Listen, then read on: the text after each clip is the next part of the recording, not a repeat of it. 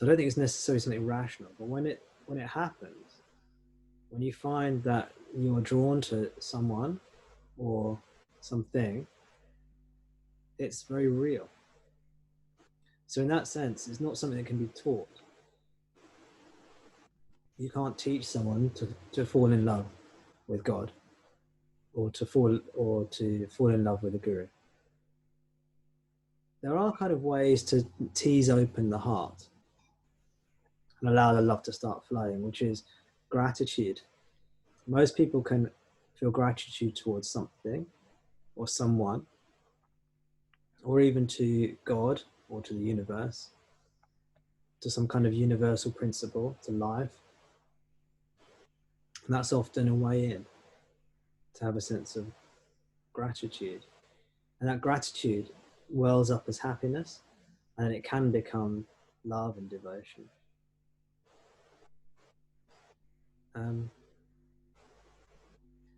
The thing about bhakti is that you don't really, if it's for you, it is for everyone. But at any particular point in time, it might not be. It might be something you resonate more or less with. But if it's for you, you don't need the explanation. It's intuitively understood what bhakti is. A lot of the Vedanta texts, the Advaita Vedanta texts, they define bhakti in a certain way. They say true bhakti is love of the self.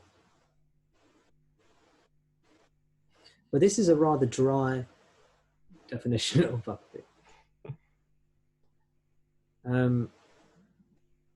This is the more sort of path of knowledge, path of self-inquiry type teachings. They'll say true bhakti is you attending to the self.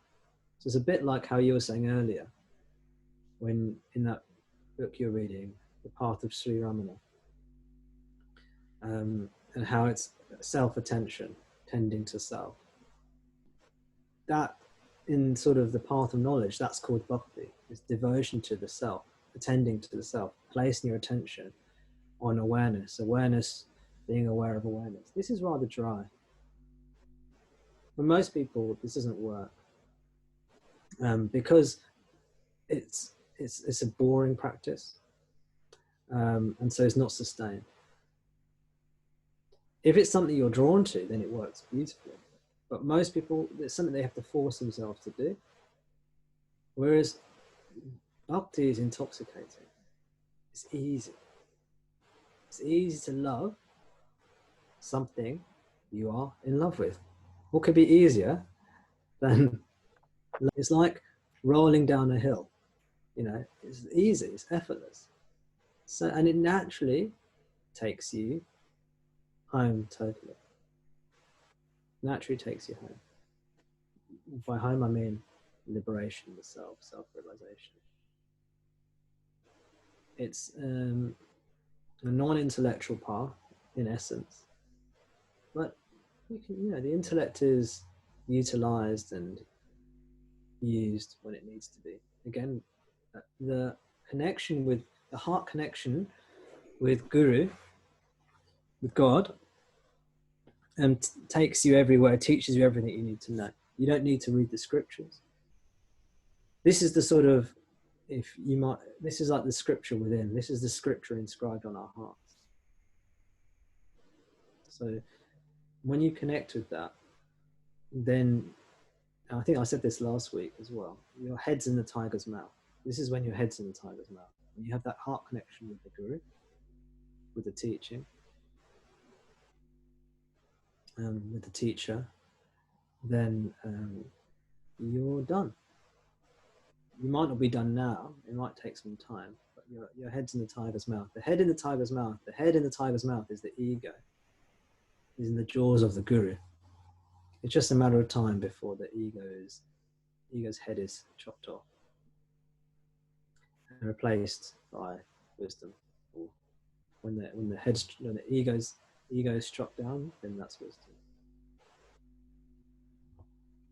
This is also why at the beginning of all the Advaita texts they have a devotional, usually at least one or two verses of devotion. It's the Bhagavad Gita is in essence a devotional text, and it extols. It says the best way is bhakti, but it says there are other ways too. You know, through meditation, through knowledge, through doing good works, through karma yoga. But the main emphasis on bhakti. And if you have a connection with bhakti, and I'm aware some of you may or may not, I don't know. If you do, then that just that just solves everything. You don't need anything else. If you need meditation, bhakti will guide you to meditation. If you need to engage in good works for the community, for society, bhakti will take you there. If you don't need to engage in good works, bhakti won't take you there, you see? And not only is it's also right from the beginning, you feel happy. The tension of the path of knowledge isn't really there. The path of knowledge people are seeking with their minds is for more intellectual types, like myself. You know, that's why I've read all the scriptures and stuff like that. Not all the scriptures. That's why I've read so many of these texts, because I had a very intellectual approach to spirituality. There's nothing wrong with that. It's because of that that I'm able to talk about these things as well. And it's because of that aspect of my personality. That's why I'm able to talk in this way, because of that intellectual aspect of me. But with bhakti, it's non-intellectual, non-rational. With the intellectual seekers, that's what I was going to say. There's often a lot of conflict, struggle to figure out what the best teaching is, struggle to figure out what the recipe to enlightenment is, struggle to understand the concepts of duality, non-duality, etc., etc. Because that's the mind trying to figure it out. The mind never can understand this. At best, it can understand a conceptual framework, which itself bears no resemblance to this, really. But the bhakta, the person who's in love, the bhakti yogi, doesn't really care. There might be lots of ups and downs on the path, but it'll take you home. The problem with what can happen with bhakti yoga is that it can become very sensory based. It can become too much about feeling states and too much about names and forms, which are all ultimately illusion. This is why most sort of true teachings combine knowledge and devotion. And I like to think that's what I kind of do here as well, I guess. I don't really know what I do here, but you know, I think what emerges is a combination of self-inquiry type teachings, insight type teachings, being still, not spiritually bypassing, the devotional teachings. It's coming up to the end of the meeting, so I thought this might, I don't know how long this will take, but this is a book called Sri Ramana Gita.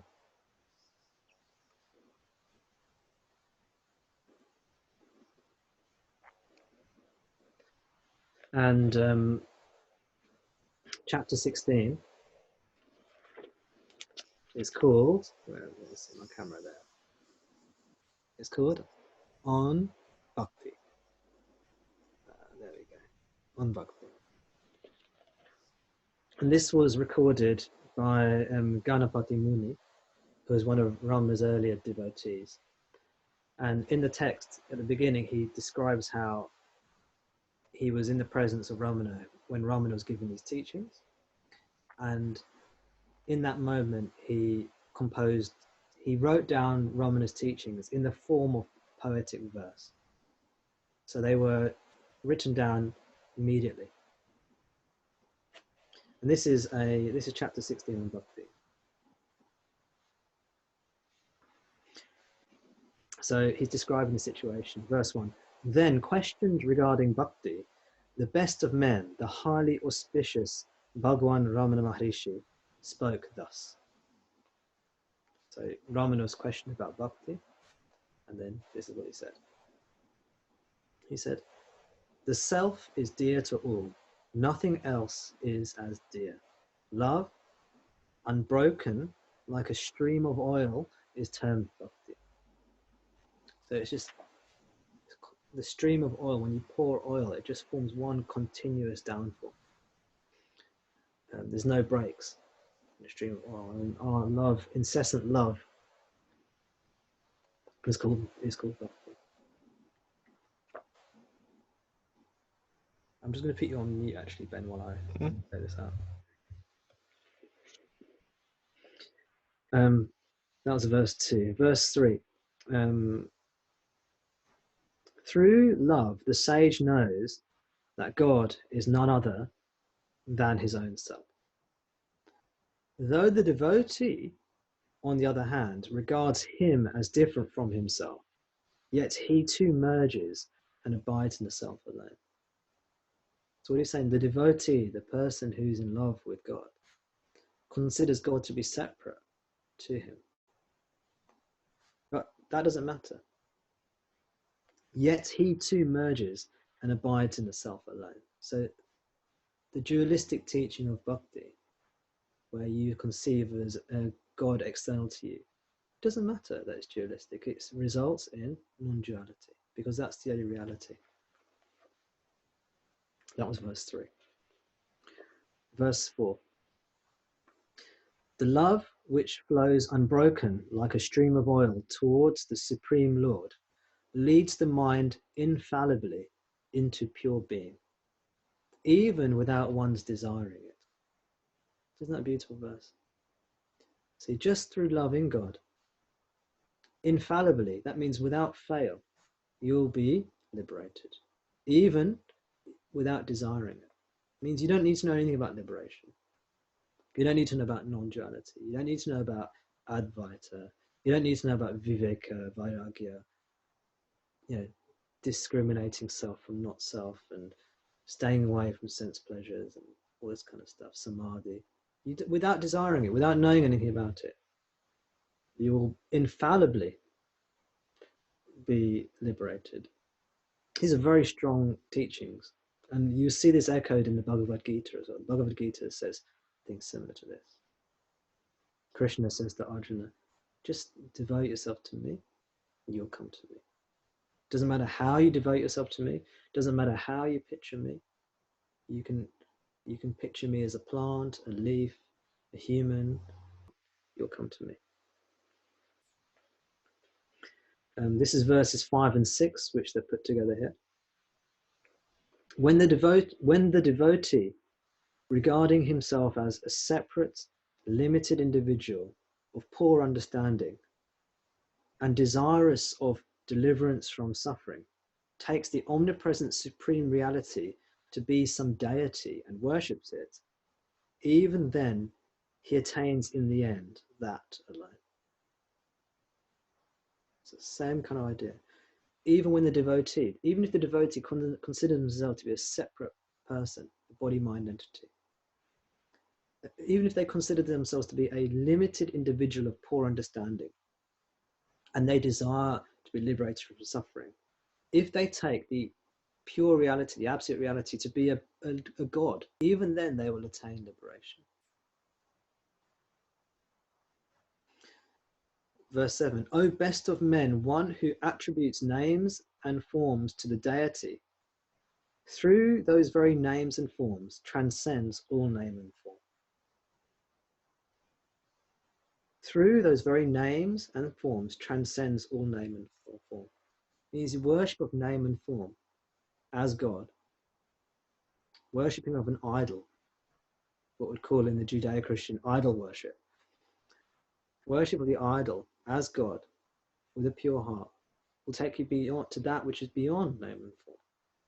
It happens. This is a natural process, you see.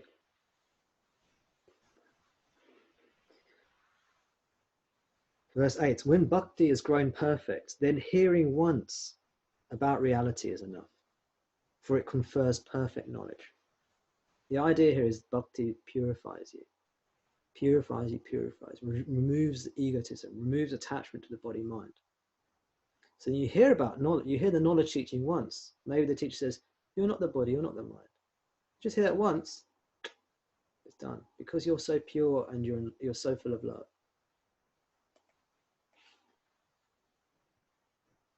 Verse 9, here's one that's very interesting.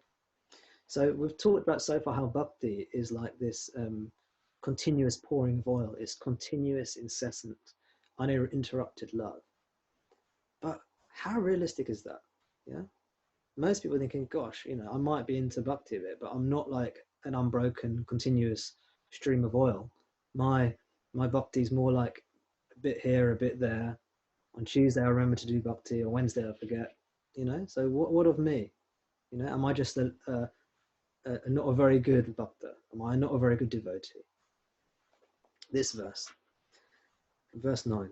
Bhakti not continuous like a stream is called intermittent bhakti. Even this is bound to result in supreme bhakti. Isn't that lovely? Yeah. You don't have to worry about being perfect here. You just have to have just a way in gratitude. Have faith in Ramana's teachings. Have faith in Ramana. Take him as your guru.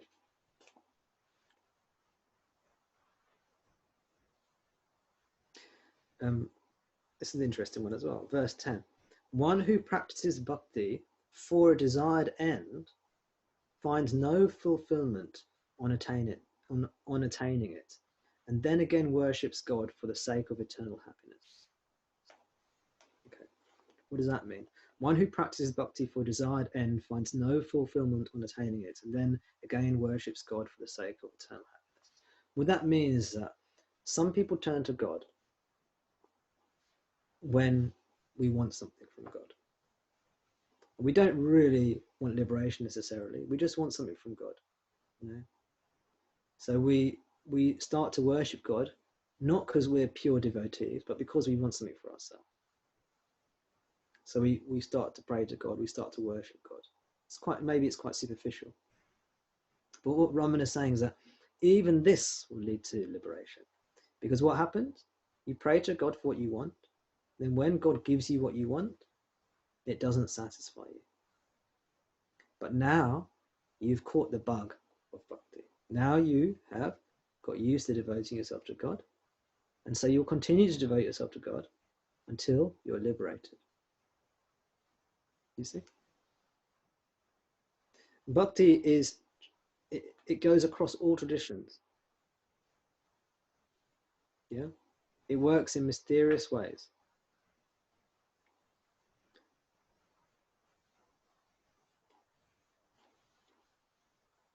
I think we're at verse 11. Bhakti, even when accompanied by a desire, does not cease with the achievement of the desire. Faith in the Supreme Person develops and goes on increasing. It's the same kind of thing. So when you're worshipping God and you still have desire for things in the world, when you achieve what you desire, your faith in God does not cease, and it keeps on developing and increasing. Verse 12, which is the last verse in this chapter on bhakti. Growing thus, bhakti in course of time becomes perfect. By means of this perfect and supreme bhakti, even as by jnana, or knowledge, one crosses the ocean of becoming. So he's saying, by bhakti or by knowledge, you'll cross the ocean of becoming. I suspect that's a. Let's see what that's there. Oh, it is becoming. Bhavam in the Sanskrit. Bhavam means to become. I thought it'd be a translation of samsara, but it actually is the Sanskrit word to become. Okay.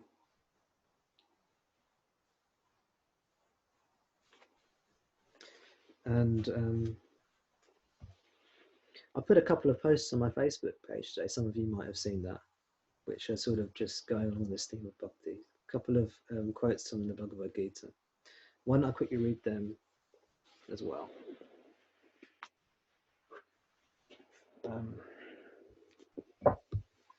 It's not going to be exactly the same translation as the one I used. It's a different translation I have here, slightly different. Chapter 5 in the Bhagavad Gita, verse 4. The ignorant speak of yoga. So here in the Gita, Krishna often talks about yoga.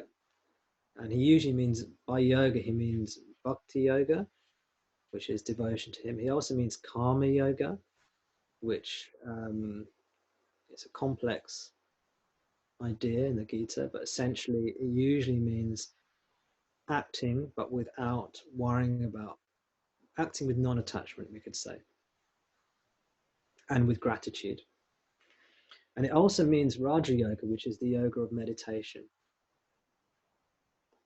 So it usually means everything apart from the path of self-inquiry, all the other stuff.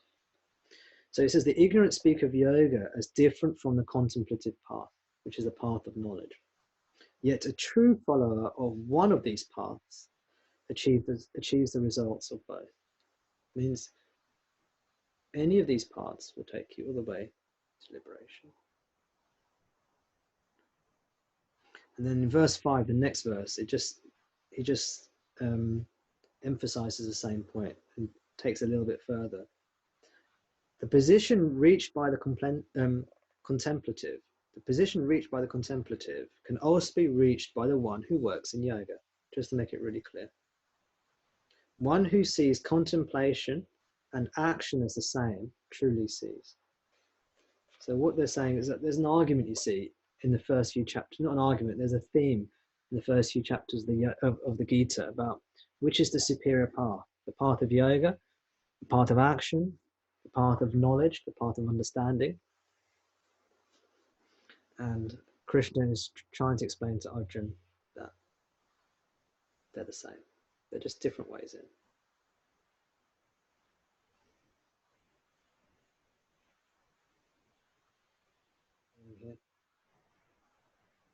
Thank you for making this meeting what it is.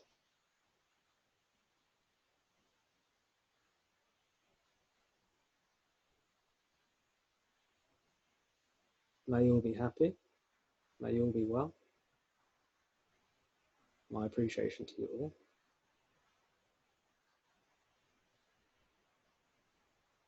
My love to you all.